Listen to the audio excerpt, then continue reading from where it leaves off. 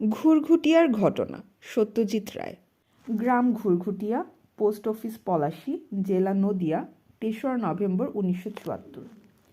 শ্রী প্রদোষচন্দ্র মিত্র মহাশয় সমীপীষু।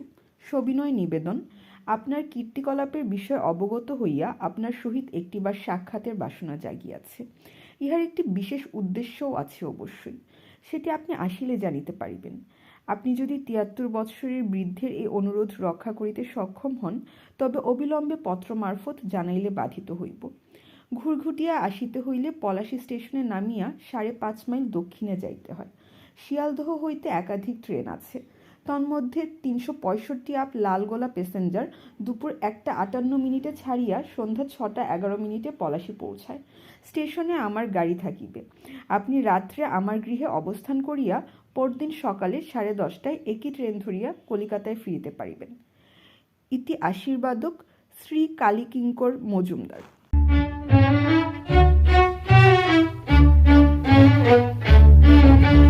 চিঠিটা পড়ে ফেলুদাকে ফেরত দিয়ে বললাম, পলাশী মানে কি সেই যুদ্ধের পলাশী?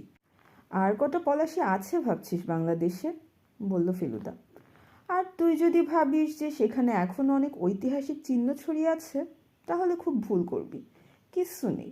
এমনকি সিরাজউদ্দৌলার আমলে যে পলাশবন থেকে পলাশীর নাম হয়েছিল, তার একটি গাছও নেই।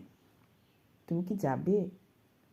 ফেলুদা চিঠিটার দিকে কিছুক্ষণ চেয়ে থেকে বলল, বুড়ো মানুষ ডাকছে এভাবে, তাছাড়া উদ্দেশ্যটা কি সেটা জানারও একটা কৌতূহল হচ্ছে। আর সবচেয়ে বড় কথা, পাড়াগাঁয়ে শীতকালের সকাল সন্ধেতে মাঠের উপর কেমন ধোঁয়া জমে থাকে দেখেছিস? গাছগুলির গুঁড়ি আর মাথার ওপরটা খালি দেখা যায়। আর সন্ধেটা নামে ঝপ করে, আর তারপরেই কনকনে ঠান্ডা। আর না, এসব কতকাল দেখিনি। তবসে দে তো একটা পোস্টকার্ড। পৌঁছাতে ৩-৪ দিন লেগে যেতে পারে হিসেব করেই ফেলুদা যাবার তারিখটা জানিয়েছিল কালীকিঙ্কর মজুমদারকে। আমরা সেই অনুযায়ী ৩৬৫ আপ লালগোলা প্যাসেঞ্জারে চেপে পলাশী পৌঁছলাম ১২ই নভেম্বর রবিবার সন্ধ্যা ৬:৩০। ট্রেনের কামরা থেকে ধান ক্ষেতের ওপর ঝপ করে সন্ধে নামা দেখছি। স্টেশনে যখন পৌঁছালাম তখন চারদিকে বাতিটাতি জ্বলে গেছে, যদিও আকাশ পুরোপুরি অন্ধকার হয়নি। কালেক্টরবাবুর কাছে টিকিট দিয়ে বাইরে বেরিয়ে যে গাড়িটা চোখে পড়ল, সেটাই যে মজুমদার মশাইয়ের গাড়ি তাতে কোনো সন্দেহ নেই। এরকম গাড়ি আমি কখনো দেখিনি। ফেলুদা বলল, ছেলেবেলায় এক আধটা দেখে থাকতে পারে, তবে নামটা শোনা, এটুকু বলতে পারে। কাপড়ের হুডওয়ালা, অ্যাম্বাসেডরের চেয়ে দেড়া লম্বা আমেরিকান গাড়ি, নাম হাফ মোবিল। গায়ের গাঢ় রং এখানে ওখানে চটে গেছে, হুডের কাপড়ে ৩ জায়গায় তাপ্পি। তাও কেন জানি গাড়িটাকে দেখলে বেশ সমীহ হয়। এমন গাড়ির সঙ্গে উর্দি পরা ড্রাইভার থাকলে মানাতো ভালো। যিনি রয়েছেন তিনি পরে আছেন সাধারণ ধুতি আর সাদা শার্ট। তিনি গাড়িতে হেলান দিয়ে সিগারেট খাচ্ছিলেন। আমাদের এগিয়ে আসতে দেখে সেটা ফেলে দিয়ে সোজা হয়ে দাঁড়িয়ে জিজ্ঞেস করলেন, মজুমদার বাড়িতে আপনারা? আগে হ্যাঁ, বলল ফেলুদা। ঘুরঘুটিয়া। আসুন। ড্রাইভার দরজা খুলে দিলেন। আমরা ৪০ বছরের পুরনো গাড়ির ভেতর ঢুকে সামনের দিকে পা ছড়িয়ে হেলান দিয়ে আরাম করে বসলাম। ড্রাইভার হ্যান্ডেল মেরে স্টার্ট দিয়ে গাড়ি ঘুরঘুটিয়ার দিকে রওনা করিয়ে দিলেন। রাস্তা ভালো নয়, গাড়ির স্প্রিংও পুরনো, তাই আরাম বেশিক্ষণ টিকল না। তবুও পলাশীর বাজার ছাড়িয়ে গাড়ি গ্রামের খোলা রাস্তায় পড়তেই চোখ আর মন একসঙ্গে জুড়িয়ে গেল। ফেলুদা ঠিকই বলেছিল, ধানে ভরা ক্ষেতের ওপারে গাছপালায় ঘেরা ছোট ছোট গ্রাম দেখা যাচ্ছে, আর তারই আশেপাশে জমাট বাঁধা ধোঁয়া ছড়িয়ে বিছিয়ে আছে মেঘের মতো মাটি থেকে ৮-১০ হাত উপরে। চারদিক দেখে মনে হচ্ছিল একেই বোধহয় বলে ছবির মতো সুন্দর। এরকম একটা জায়গায় যে আবার একটা পুরনো জমিদার বাড়ি থাকতে পারে, সেটা বিশ্বাসই হচ্ছিল না। কিন্তু মিনিট ১০ চলার পর রাস্তার দুপাশের গাছপালা দেখে বুঝতে পারলাম আম, জাম, কাঁঠাল ভরা একটা বাগানের মধ্যে দিয়ে চলেছি। তারপর রাস্তাটা ডান দিকে ঘুরে একটা বড় মন্দির পেরোতেই সামনে দেখতে পেলাম নহবতখানা সমেত একটা শেওলা ধরা প্রকাণ্ড সাদা ফটক। আমাদের গাড়িটা ৩ বার হর্ন দিয়ে ফটকের ভেতরে ঢুকতেই সামনের বিশাল বাড়িটা বেরিয়ে পড়ল। পেছনে সন্ধ্যার আকাশ থেকে লাল টাল উবে গিয়ে এখন শুধু একটা গাঢ় বেগুনি ভাব রয়েছে। অন্ধকার বাড়িটা আকাশের সামনে একটা পাহাড়ের মতো দাঁড়িয়ে আছে। বাড়িটার অবস্থা যে প্রায় জাদুঘরে রাখার মতো, সেটা কাছে গিয়েই বুঝতে পারলাম। দেয়ালে সেতা ধরেছে, সর্বাঙ্গে পলেস্তারা খসে গিয়ে ইট বেরিয়ে পড়েছে। সেই ইটের মধ্যে আবার ফাটল ধরে তার ভেতর থেকে গাছপালা গজিয়েছে। গাড়ি থেকে নেমে ফেলুদা প্রশ্ন করল, এদিকে ইলেকট্রিসিটি নেই বোধহয়। আগে না, বলল ড্রাইভার। 3 বছর থেকে শুনে আসছি আসবে আসবে, কিন্তু এখনো পর্যন্ত আসেনি। আমরা যেখানে দাঁড়িয়েছি সেখান থেকে উপর দিকে চাইলে দোতলার অনেকগুলো ঘরের জানালা দেখা যায়, কিন্তু তার একটাতেও আলো আছে বলে মনে হলো না। ডান দিক থেকে কিছু দূরে ঝোপঝাড়ের ফাঁক দিয়ে একটা ছোট্ট ঘর দেখা যাচ্ছে, তাতে টিমটিম করে একটা লণ্ঠন জ্বলছে। বোধহয় মালি বা দারোয়ান বা ওই রকম কেউ থাকে ঘরটাতে। মনে মনে বললাম, ফেলুদা ভালো করে খোঁজ খবর না নিয়ে কোথায় এসে হাজির হলো কে জানে। লণ্ঠনের আলো এসে পড়ল বাড়ির সদর দরজা দিয়ে বাইরের জমিতে। তারপরে একজন বুড়ো চাকর এসে দরজার মুখটাতে দাঁড়ালো। ইতিমধ্যে ড্রাইভার গাড়িটাকে নিয়ে গেছে বোধহয় গ্যারেজের দিকে। চাকরটা ভুরু কুঁচকে একবার আমাদের দিকে দেখে নিয়ে বলল, ভেতরে আসুন। আমরা দুজনে তার পেছন পেছন বাড়ির ভেতর ঢুকলাম। লম্বায় চওড়ায় বাড়িটা যে অনেকখানি জায়গা জুড়ে আছে সেটা বেশ বুঝতে পারছিলাম, কিন্তু আর সব কেমন যেন ছোট ছোট। দরজাগুলো বেটে বেটে, জানালাগুলো কলকাতার যে কোনো সাধারণ বাড়ির জানালার অর্ধেক, ছাদটা প্রায় হাত দিয়ে ছোঁয়া যায়। ফেলুদাকে জিজ্ঞেস করতে বলল, 150-200 বছর আগের বাংলাদেশের জমিদার বাড়িগুলোর বেশিরভাগই নাকি এরকমই ছিল। লম্বা বারান্দা পেরিয়ে ডান দিকে ঘুরে সিঁড়ি দিয়ে উপরে উঠতেই একটা আশ্চর্য নতুন জিনিস দেখলাম। ফেলুদা বলল, একে বলে চাপা দরজা। ডাকাতদের আটকাবার জন্য এরকম দরজা তৈরি হতো। এ দরজা বন্ধ করলে আর খাড়া দাঁড়িয়ে থাকে না, ভাঁজ হয়ে মাথার উপরে সিলিংয়ের মতো টেপচাভাবে শুয়ে পড়ে। দরজার গায়ে যে ফুটোগুলো দেখছিস সেগুলো দিয়ে বল্লম ঢুকিয়ে ডাকাতদের খুঁচিয়ে তাড়ানো হতো। দরজা পেরিয়ে একটা লম্বা বারান্দা, তার শেষ মাথায় কুলুঙ্গিতে একটা প্রদীপ জ্বলছে।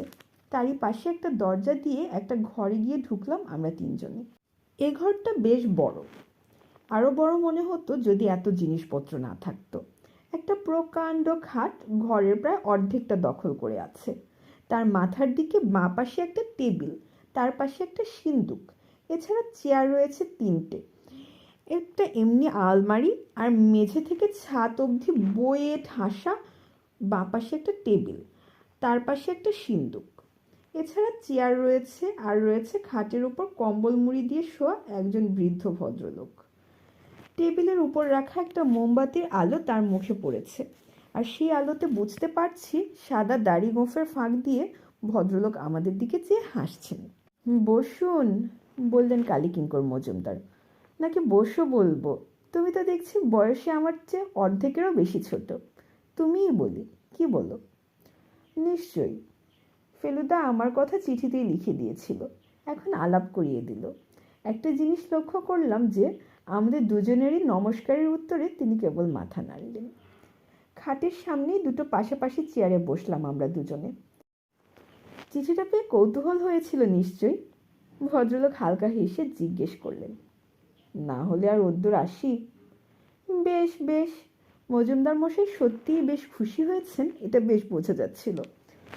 না এলে আমি দুঃখ পেতাম, মনে করতাম তুমি দাম্ভিক, আর তাছাড়া তুমিও একটা পাওনা থেকে বঞ্চিত হতে।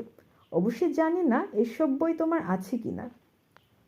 ভদ্রলোকের দৃষ্টি টেবিলের দিকে ঘুরে গেল। 4টে মোটা মোটা বই রাখা রয়েছে মোমবাতির পাশেই। ফেলুদা উঠে গিয়ে বইগুলো নেড়েচেড়ে দেখে বলল, সর্বনাশ, এ তো দেখছি প্রায় সবই দুষ্প্রাপ্য বই, আর প্রত্যেকটা আমার পেশা সম্পর্কে। আপনি নিজেকে কোনো কালে? না, ভদ্রলোক হেসে বললেন, আমি নিজে কোনোদিন গোয়েন্দাগিরি করিনি।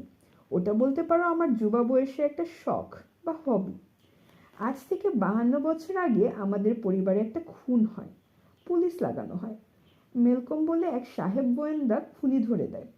সেই মেলকমের সঙ্গে কথাবার্তা বলে আমার গোয়েন্দাগিরি সম্পর্কে কৌতূহল হয়, তখনই এসব বই কিনি। সেই সঙ্গে অবশ্যই গোয়েন্দা কাহিনী পড়বারও খুব শখ হয়। এমিল গেভিরিওর নাম শুনেছ? হ্যাঁ হ্যাঁ, উৎসাহের সঙ্গে বলে উঠল ফেলুদা। ফরাসি লেখক, প্রথম ডিটেকটিভ উপন্যাস লেখেন। মাথা নেড়ে বললেন কালীকিঙ্কর মজুমদার। তার সবকটা বই আমার আছে, আর তাছাড়া এডগার অ্যালান পো, কোনান ডয়েল, এ তো আছেই। বই যা কিনেছে তার সবই 40 বছর বা তারও বেশি আগে। তার চেয়ে বেশি আধুনিক কিছু নেই আমার কাছে। আজকাল অবশ্যই এই লাইনের কাজ অনেক বেশি অগ্রসর হয়েছে, অনেক সব নতুন বৈজ্ঞানিক উপায় আবিষ্কার হয়েছে। তবে তোমার বিষয়ে যেটুকু জেনেছি তাতে মনে হয় তুমি আরও সরলভাবে, প্রধানত মস্তিষ্কের ওপর নির্ভর করে কাজ করছো, আর বেশ সাকসেসফুলি করছো। কথাটা ঠিক বলেছি কি? সাকসেসের কথা জানি না, তবে পদ্ধতি সম্বন্ধে যেটা বললেন সেটা ঠিক। সেটা জেনেই আমি তোমাকে ডেকেছি। ভদ্রলোক একটু থামলেন। ফেলুদা নিজের জায়গায় ফিরে এসেছে।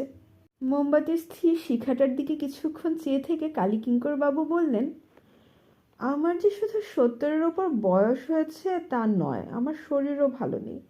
আমি চলে গেলে সব বইয়ের কী দশা হবে তা জানি না। তাই ভাবলাম অন্তত এ কটা যদি তোমার হাতে তুলে দিতে পারি তাহলে এগুলোর যত্ন হবে, কদর হবে। ফেলুদা অবাক হয়ে তাকের বইগুলো দেখছিল। বলল, এসবই কি আপনার নিজের বই? কালীকিঙ্কর বাবু বললেন, বইয়ের শখ মজুমদার বংশে একমাত্র আমারই। আর নানা বিষয়ে যে উৎসাহ আমার ছিল সেটা নিশ্চয়ই বুঝতে পারছো। তা তো বটেই। আর্কিওলজির বই আছে, আর্টের বই, বাগান সম্বন্ধে বই, ইতিহাস, জীবনী, ভ্রমণ কাহিনী, এমনকি থিয়েটারের বইও তো দেখছি। তার মধ্যে কিছু বেশ নতুন বলে মনে হচ্ছে। এখনো বই কেনেন নাকি? তা কিনি বই কি, রাজেন বলে আমার একটা ম্যানেজার গোছের লোক আছে, তাকে মাসে 2-3 বার করে কলকাতায় যেতে হয়। তখন লিস্ট করে দেই, ও কলেজ স্ট্রিট থেকে নিয়ে আসে। ফেলুদা টেবিলের ওপর রাখা বইগুলোর দিকে দেখে বলল, আপনাকে যে কি বলে ধন্যবাদ দেব বুঝতে পারছি না। কালীকিঙ্কর বাবু বললেন, বইগুলো নিজের হাতে করে তোমার হাতে তুলে দিতে পারলে আরও বেশি খুশি হতাম, কিন্তু আমার হাত দুটোই অকজ হয়ে গেছে। আমরা দুজনে একটু অবাক হয়ে ভদ্রলোকের দিকে চাইলাম।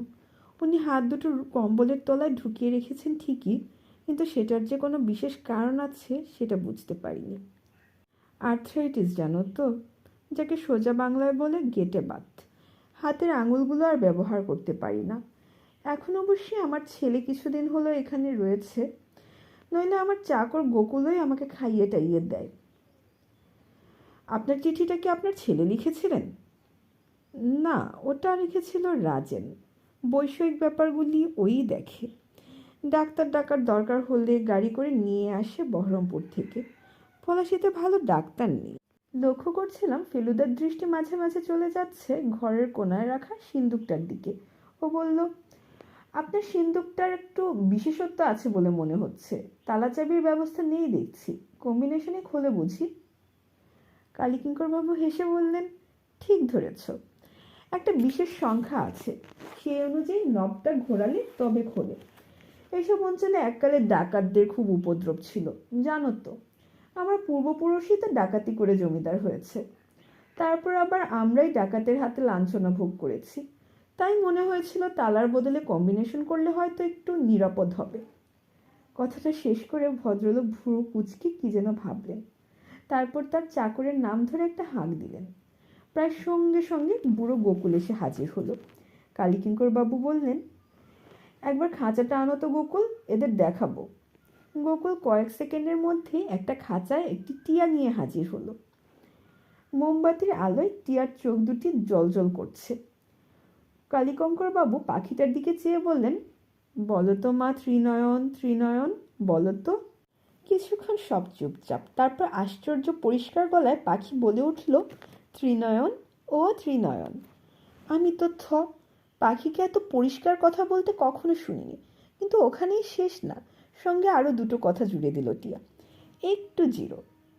তারপর আবার পুরো কথাটা পরিষ্কার করে বলে উঠল টিয়া, ত্রিনয়ন, ও ত্রিনয়ন, একটু জিরো। ফেলুদার ভুরু কুঁচকে গেছে। বলল, ত্রিনয়নকে? কালীকিঙ্করবাবু হো হো করে হেসে উঠে বললেন, সেটি বলবো না তোমাকে, শুধু এইটুক বলবো যে যেটা বলেছে সেটা হলো একটা সংকেত।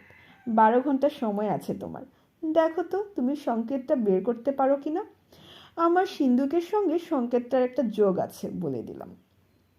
ফেলুদা বলল, টিয়াকে ওটা শেখানোর পেছনে কোনো উদ্দেশ্য আছে কিনা সেটা জানতে পারি কি? নিশ্চয়ই পারো, বললেন কালীকিঙ্কর মজুমদার।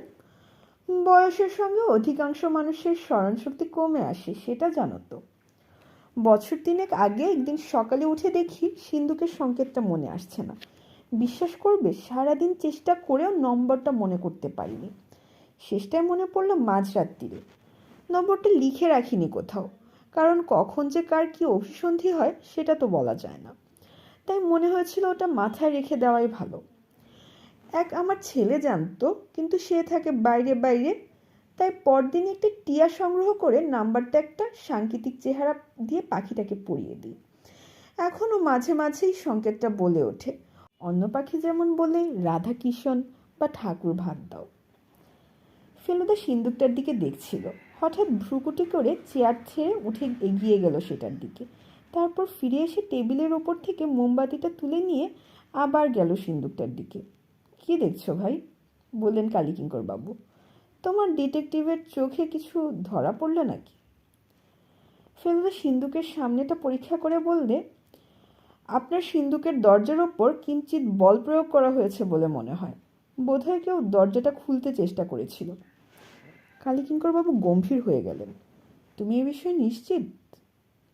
ফেলুদা মোমবাতিটা আবার টেবিলের ওপর রেখে বলল, ঝাড়পোছ করতে গিয়ে এরকম দাগ পড়বে বলে তো মনে হয় না। কিন্তু এ ধরনের ঘটনার কোনো সম্ভাবনা আছে কি, সেটা আপনি ভালো বলতে পারবেন। কালীকিঙ্করবাবু একটু ভেবে বললেন, বাড়িতে লোক বলতে তো আমি, গোকুল, রাজেন, আমার ড্রাইভার মণিলাল ঠাকুর আর মালি। আমার ছেলে বিশ্বনাথ দিন পাঁচেক হলো এসেছে। ও থাকে কলকাতায়, ব্যবসা করে। আমার সঙ্গে যোগাযোগ বিশেষ নেই। এবারে এসেছে ওই যা বললাম আমার অসুখের খবর পেয়ে। গত সোমবার সকালে আমার বাগানের বেঞ্চিটায় বসেছিলাম। ওঠার সঙ্গে সঙ্গে চোখে অন্ধকার দেখে আবার বেঞ্চিতেই পড়ে যাই। রাজেন পলাশি থেকে বিশ্বনাথকে ফোন করে দেয়। ও পরদিনই ডাক্তার নিয়ে চলে আসে। মনে হচ্ছে একটা ছোটোখাটো হার্ট অ্যাটাক হয়ে গেল। যাই হোক, আমার এমনিতেও আর বেশি দিন নেই, সেটা আমি জানি। এই শেষ কটা দিন কি আমাকে সংসারের মধ্যে কাটাতে হবে?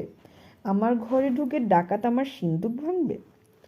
ফেলুদা কালীকিঙ্করবাবুকে আশ্বাস দিল, আমার সন্দেহ নির্ভুল নাও হতে পারে। হয়তো সিন্দুকটা যখন প্রথম বসানো হয়েছিল তখনই ঘষাটা লেগেছিল। দাগগুলো টাটকা না পুরনো সেটাই মোমবাতির আলোয় বোঝা যাচ্ছে না। কাল সকালে আরেকবার দেখব। আপনার চাকরটি বিশ্বাসিত? গোকুল আছে প্রায় 30 বছর। আর রাজেনবাবু? রাজেনও পুরনো লোক, মনে তো হয় বিশ্বাসী। তবে ব্যাপারটা কি জানো, আজ যে বিশ্বাসী কাল সে যে বিশ্বাসঘাতকতা করবে না এমন কোনো গ্যারান্টি তো নেই। ফেলুদা মাথা নেড়ে কথাটা সায় দিয়ে বলল, যাই হোক, গোকুলকে বলবেন একটু দৃষ্টি রাখতে। আমার মনে হয় না চিন্তার কোনো কারণ আছে। যাক। কালীকিঙ্করবাবু খানিকটা আশ্বস্ত বলে মনে হলো। আমরা উঠে পড়লাম। ভদ্রলোক বললেন, গোকুল তোমাদের ঘর দেখিয়ে দেবে। ল্যাপ কম্বল তোষক বালিশ মশারি সব কিছুরই ব্যবস্থা আছে। বিশ্বনাথ একটু বহরমপুর গেছে, এই ফিরল বলে। ও এলে তোমরা খাওয়া দাওয়া করে নিও। কাল সকালে যাবার আগে যদি চাও তো আমার গাড়িতে করে আশেপাশে একটু ঘুরে দেখে নিও। যদিও দ্রষ্টব্য বলে খুব যে কিছু একটা আছে তা নয়। ফেলুদা টেবিলের ওপর থেকে বইগুলো নিয়ে এলো। গুড নাইট করার আগে কালীকিঙ্করবাবু আরেকবার হেয়ালির কথাটা মনে করিয়ে দিলেন। ওটার সমাধান করতে পারলে তোমাকে আমার গ্যাবরিয়র সেটটা উপহার দিব। গোকুল আমাদের সঙ্গে নিয়ে দুটো বারান্দা পেরিয়ে আমাদের ঘর দেখিয়ে দিল। আগে থেকে একটা ঘরে লণ্ঠন রাখা ছিল। সুটকেস আর হোল রোলও দেখলাম ঘরের এক কোণে রাখা রয়েছে। কালীকিঙ্করবাবুর ঘরের চেয়ে এ ঘরটা ছোট হলেও জিনিসপত্র কম থাকাতে হাঁটা চলার জায়গা এটাতে একটু বেশি। ফর্সা চাদর পাতা খাটের উপর বসে ফেলুদা বলল, সংকেতটা মনে পড়ছে তবসে?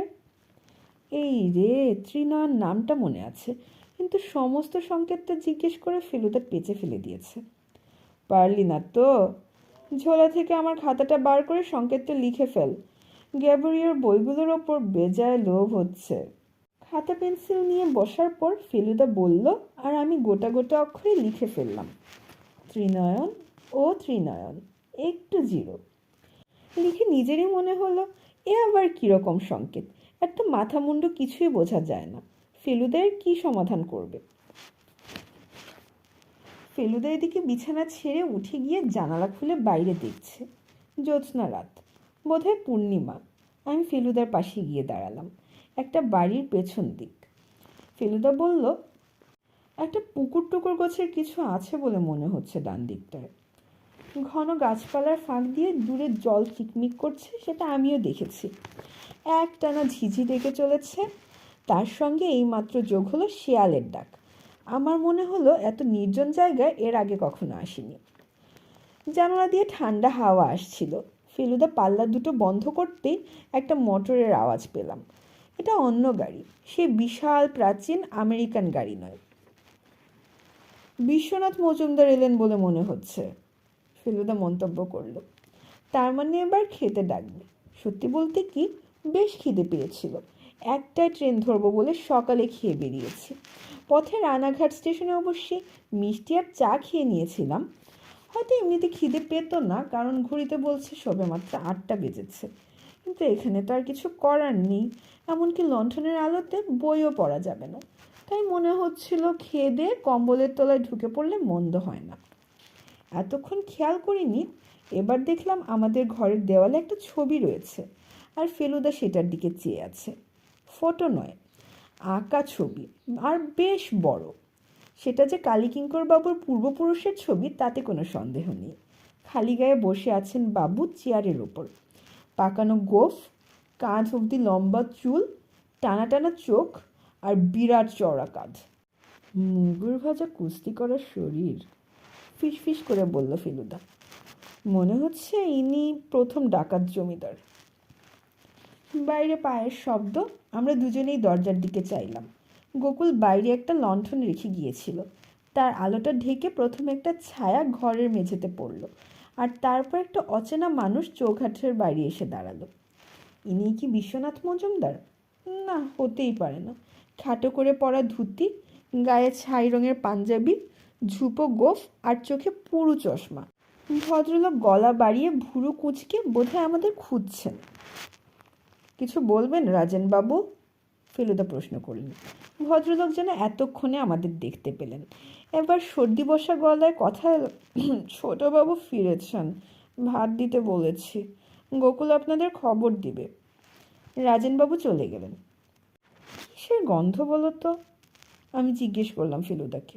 বুঝতে পারছিস না? ন্যাফথালিন। গরম পাঞ্জাবিটা সবে মাত্র বার করেছে ট্রাঙ্ক থেকে। রাজেনবাবুর পায়ের শব্দ মিলিয়ে যাবার সঙ্গে সঙ্গে আবার বুঝতে পারলুম আমরা কি আশ্চর্য থমথমে পরিবেশের মধ্যে রয়েছি। এরকম জায়গায় দিনের পর দিন মানুষ থাকে কি করে? ফেলুদা পাশে থাকলে সাহসের অভাব হবে না জানি, কিন্তু না থাকলে এই আদ্যিকালের পুরো জমিদার বাড়িতে 5 মিনিটও থাকার সাধ্য হতো না আমার। কালীকিঙ্কর বাবু আবার নিজেই বললেন এ বাড়িতে নাকি এককালে খুন হয়েছিল। কোন ঘরে কে জানে। ফেলুদা এর মধ্যে লণ্ঠন সমেত টেবিলটাকে কাছে টেনে এনে খাটে বসে খাতা খুলে সংকেত নিয়ে ভাবা শুরু করে দিয়েছে। 2-1 যেন ত্রিনয়ন বলে বিড়বিড় করতেও শুনলাম। আমি আর কি করি, দরজা দিয়ে বেরিয়ে বাইরের বারান্দায় গিয়ে দাঁড়ালাম। ওটা কি? বুকটা ধরাস করে উঠল। কি জানি একটা নড়ে উঠছে বারান্দার ওদিকটায়, যেখানে লণ্ঠনের আলো অন্ধকারে মিশে গেছে। দাঁতে দাঁত চেপে রইলাম অন্ধকারের দিকে। এবার বুঝলাম ওটা একটা বেড়াল। ঠিক সাধারণ সাদা বা কালো বেড়াল নয়, ওটার গায়ে বাঘের মতো ডোরা। বেড়ালটা কিছুক্ষণ আমার দিকে একদৃষ্টে চেয়ে থেকে একটা হাই তুলে উল্টো দিকে ফিরে হেলতে দুলতে অন্ধকারের মধ্যে অদৃশ্য হয়ে গেল। তার কিছুক্ষণ পরেই শুনলাম কর্কশ গলায় টিয়ার ডাক। তারপরে আবার সব চুপচাপ। বিশ্বনাথবাবুর ঘরটা কোথায় কে জানে। তিনি কি দোতলায় থাকেন না একতলায়? রাজেনবাবু বা কোথায় থাকেন? আমাদের এমন ঘর দিয়েছে কেন যেখান থেকে কারো সারা শব্দ পাওয়া যায় না? আমি ঘরে ফিরে এলাম। ফেলুদা খাটের উপর পা তুলে দিয়ে খাতা হাতে নিয়ে ভাবছে। আর না পেরে বললাম, এরা তো দেরি করছে কেন বলো তো? ফেলুদা ঘড়ি দেখে বলল, তা মন্দ বলিসনি, প্রায় 15 মিনিট হয়ে গেল। বলেই আবার খাতার দিকে মন দিল। আমি ফেলুদার পাওয়া বইগুলো উল্টে পাল্টে দেখলাম। একটা বই আঙুলের ছাপ সম্বন্ধে, এটার নাম ক্রিমিনোলজি, আর একটা ক্রাইম অ্যান্ড ইটস ডিটেকশন। 4 নম্বর বইটার নামের মানেই বুঝতে পারলাম না, তবে এটা অনেক ছবি রয়েছে। তার মধ্যে পরপর 10 পাতায় শুধু বিভিন্ন রকমের পিস্তল আর বন্দুক। ফেলুদা রিভলভারটার সঙ্গে এনেছো তো? প্রশ্নটা মাথায় আসতে মনে পড়ল ফেলুদা তো গোয়েন্দাগিরি করতে আসেনি, আর সেটার কোনো প্রয়োজনও নেই। কাজে রিভলভারেরই বা দরকার হবে কেন? বইগুলো সুটকেসে রেখে খাটে বসতে যাব, এমন সময় আচমকা অচেনা গলার আওয়াজ পেয়ে বুকটা আবার ধড়াস করে উঠল। এবারের লোকটিকে আমার চেনায় কোনো অসুবিধে নেই। ইনি গোকুল নন, রাজেন বাবু নন, গাড়ির ড্রাইভার নন, আর রান্নার ঠাকুর তো ননই। কাজে ইনি বিশ্বনাথ বাবু ছাড়া আর কেউ হতেই পারেন না। আপনাকে অনেক দেরি করিয়ে দিলাম, ভদ্রলোক ফেলুদাকে নমস্কার করে বললেন। আমার নাম বিশ্বনাথ মজুমদার। সেটা আর বলে দিতে হয় না, বাপের সঙ্গে বেশ মিল আছে চেহারায়, বিশেষ করে চোখ আর নাকে। বয়স 40-45 হবে। মাথার চুল এখনো সবই কাঁচা, গোঁফদাড়ি নেই, চোখ দুটো অসম্ভব রকমের পাতলা। ভদ্রলোককে আমার ভালো লাগলো না। কেন ভালো লাগলো না সেটা অবশ্যই বলা মুশকিল। একটা কারণ বোধহয় উনি আমাদের এতক্ষণ বসিয়ে রেখেছেন, আর আরেকটা কারণ, যদিও এটা ভুল হতে পারে, ভদ্রলোক আমাদের দিকে চেয়ে হাসলেও সে হাসিটা কেন জানি খাঁটি বলে মনে হলো না, যেন আসলে সত্যি করে আমাদের দেখে খুশি হননি। সেটা হবেন আমরা চলে গেলে পর। ফেলুদা আর আমি বিশ্বনাথবাবুর সঙ্গে নিচে নেমে সোজা হাজির হলাম খাবার ঘরে। আমি ভেবেছিলাম মাটিতে বসে খেতে হবে, এখন দেখছি বেশ বড় একটা ডাইনিং টেবিল রয়েছে, আর তার উপরে রূপোর থালাবাটি গ্যালাস সাজানো রয়েছে।